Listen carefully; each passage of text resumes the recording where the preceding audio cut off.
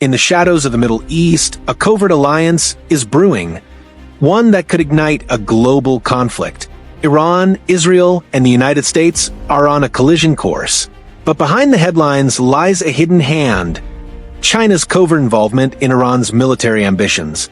This is the untold story of a secret war plan that could reshape global power dynamics. Could a secret alliance spark a global conflict faster than anyone expects? Stay with us as we unravel this circumstance. But first, like and subscribe to our channel. It is not easy to keep you entertained. Please subscribe to encourage us to do more. June 2025. Israel launched a series of airstrikes targeting Iran's nuclear and military sites. Iran retaliated with missile strikes, marking the start of the 12-day war. Over the next 12 days, the region was engulfed in conflict. Iran's health ministry reported over 1,000 casualties, while Israel suffered 29 deaths. The world watched as tensions escalated. But what if this was only the beginning? To understand Iran's current military ambitions, we must look back to 1979. The Islamic Revolution led to the creation of the Islamic Revolutionary Guard Corps (IRGC), a force dedicated to protecting the new theocratic regime. Over the decades, the IRGC has evolved into a powerful military and political entity, shaping Iran's foreign and defense policies.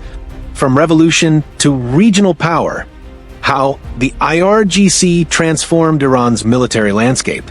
Underneath the surface, Iran had been preparing for this moment. Over the past decade, the IRGC expanded its missile arsenal, developed advanced drones, and enhanced its cyber warfare capabilities. These advancements were part of a broader strategy to deter adversaries and project power across the region. Strategists in Tehran had long envisioned a two-front war, one against Israel, the other against the United States. The goal was clear: to stretch adversary resources and create a complex battlefield. And behind these preparations lies a chilling plan: a war on two fronts. Facing threats on multiple fronts, Iran devised a two-front strategy. The first front involved direct confrontation with Israel, leveraging proxy forces and missile attacks.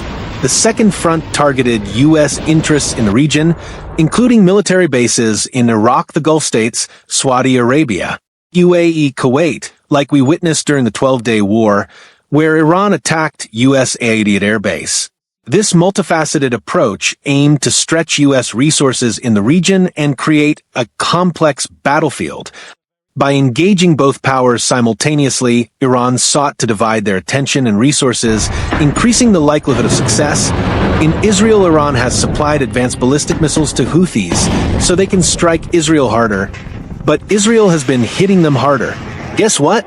Iran's ambitions didn't stop there. While China maintained a cautious public stance, reports suggest a growing clandestine relationship with Iran. In July 2025, Iranian Foreign Minister Abbas Araghchi visited China for a Shanghai Cooperation Organization (SCO) ministerial meeting, signaling Tehran's interest in closer ties. Behind closed doors, China has been involved in infrastructure projects in Iran, including a new rail line for oil transport. Additionally, reports indicate that China has been supplying Iran with materials for missile production. China and Iran have conducted joint military exercises, such as the Sea Security Belt Series, and have discussed closer defense ties, including potential Iranian purchases of Chinese military hardware.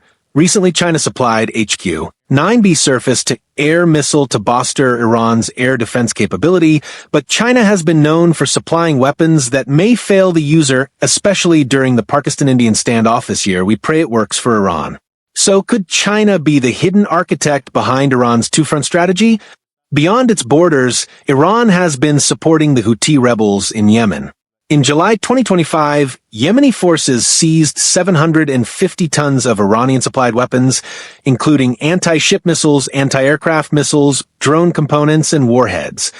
These weapons have been used in attacks on international shipping in the Red Sea, disrupting global trade routes and escalating tensions in the region, and most times used to target Israel.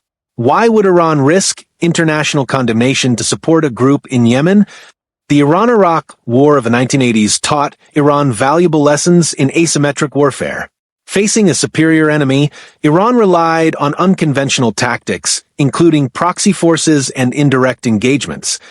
These tactics have influenced Iran's current approach to regional conflicts, including its support for proxy groups like the Houthis, Hezbollah, in Lebanon.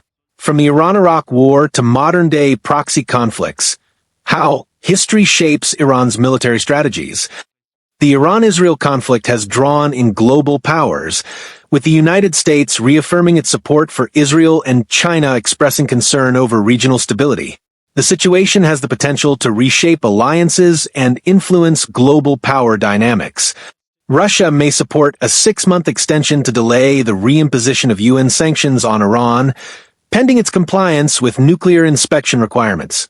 The European trio, France, Britain, and Germany, are considering triggering the snapback mechanism before October 18th, the expiration date of the 2015 Iran nuclear deal.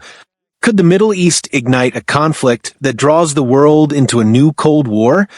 During the Cold War, superpowers engaged in proxy wars, supporting opposing sides in regional conflicts to gain strategic advantages. Iran's current support for the Houthis mirrors these Cold War-era tactics. By supporting proxy groups, Iran can exert influence without direct confrontation, a strategy that has proven effective in its regional ambitions. Cold War tactics in the 21st century, how history repeats itself. As tensions rise, the world faces the prospect of a new Cold War. Iran's alliances with China and Russia challenge U.S. influence in the region, while proxy wars and cyber attacks become the new norm. These developments signal a shift in global power dynamics, with emerging alliances and new forms of warfare reshaping the international order. Are we witnessing the dawn of a new Cold War? As Iran prepares for a prolonged conflict, the involvement of external powers like China adds complexity to an already volatile situation. Now let's see a simulation of how this war will start and who will strike first. All the intelligence, all the warnings, all the whispers in the shadows lead to this question. What if Iran finally pulls the trigger? This is what will likely happen. In our simulation, Iran begins with shock and awe. 1,000 missiles launched in waves descend upon Israel's skies. Tel Aviv, Haifa, the Negev. No target is sacred. Drone swarms skim across Jordanian deserts. Cyber attacks plunge Haifa into blackout.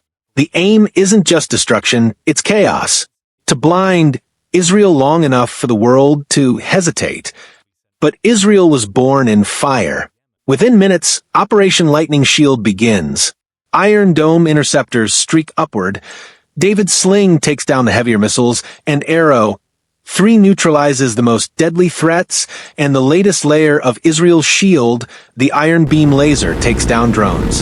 F-35 strike Iranian missile silos near Kermanshah. Israeli cyber units counter-hack, reopening power grids.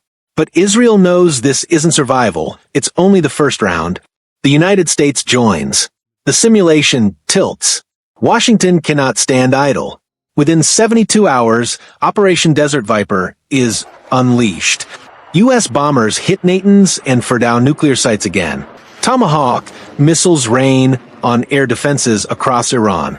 Cyber Command executes Blackout Storm, shutting down radar nets. A joint U.S. Israel's strike package cripples Iranian airbases and missiles launch sites. Iran bleeds, but in bleeding it grows more dangerous. The region ignites like dry powder. Houthis target shipping lanes. Pro-Iran militias fire on U.S. troops in Iraq. What began as a duel now spreads across the map. By day 10, Israel fights for survival, Iran fights for pride, and the United States fights a war it never wanted.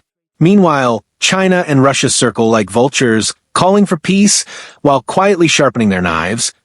But Russia is tired down with the war on Ukraine, hence they won't be involved. They will bark like a dog, but can't bite. Let's see what the Chinese response will be like. As Israel and the U.S. hammer Iran, Beijing does not sit idle. For years, China has invested billions in Iran's oil, its infrastructure, and most of all, its weapons programs. Now, their hidden hand begins to show. Chinese cyber units quietly aid Iran, feeding intel on U.S. naval movements. Beijing ramps up weapons shipments disguised as commercial exports, advanced drone tech, radar systems, encrypted comms. State media accuses Washington of imperialist aggression, calling for restraint, while secretly cheering Iran's resistance. China plays both sides. Peacemaker on the stage, puppeteer in the shadows. Israel's response to China's shadow moves. But Israel notices. Intelligence intercepts revealed Chinese components inside Iranian missile guidance systems. The message is clear: Iran is not fighting alone. Mossad leaks reports to Western media exposing Beijing's role. Israeli cyber units target Chinese shipping firms suspected of funneling arms. Tel Aviv demands Washington confront Beijing, but America hesitates, wary of open escalation. The war that began in the Middle East now risks pulling in the world's two greatest powers. Washington faces a nightmare scenario: strike Iran harder and risk a clash with China, or hold back and watch Israel bleed. U.S. Navy increases patrols in the South China Sea to warn Beijing. Carrier strike groups in the Mediterranean and Persian Gulf double their presence. Secret back-channel talks with Beijing open, but the Chinese reply is blunt: leave Iran or face consequences. The simulation reveals a chilling possibility: a regional war could spiral into a global one. With Chinese tech keeping its eyes open, Iran launches a second wave. This time the strikes are smarter, deadlier, aimed at Israeli airbases and U.S. carriers. Swarms of upgraded drones strike Eilat and Haifa. A ballistic missile narrowly misses a U.S. destroyer in the Persian Gulf. Iranian propaganda declares, "The lion has risen with the dragon's help. U.S. Israel counterstrike." But the alliance answers. America and Israel launch a coordinated strike, one of the largest since World War II. U.S. B-2s target Iranian command bunkers deep underground. Israeli cyber forces disrupt Iranian missile networks, blinding their launch crews. Joint U.S. Israeli drones hunt and destroy Chinese-supplied radars in Iran. Each strike cripples Iran, but every move drags China deeper into the shadows of the battlefield. And then comes the unthinkable. Chinese warships begin shadowing U.S. carriers in the South China Sea, while Beijing quietly greenlights cyber attacks on American infrastructure. Power grids in California flicker. Wall Street trading systems slow. The message is clear: if you destroy Iran, you will face the dragon. Global news headlines flash across the screen. Middle East war risks World War III. In just weeks, the conflict spirals from Tehran and Tel Aviv to Washington and Beijing.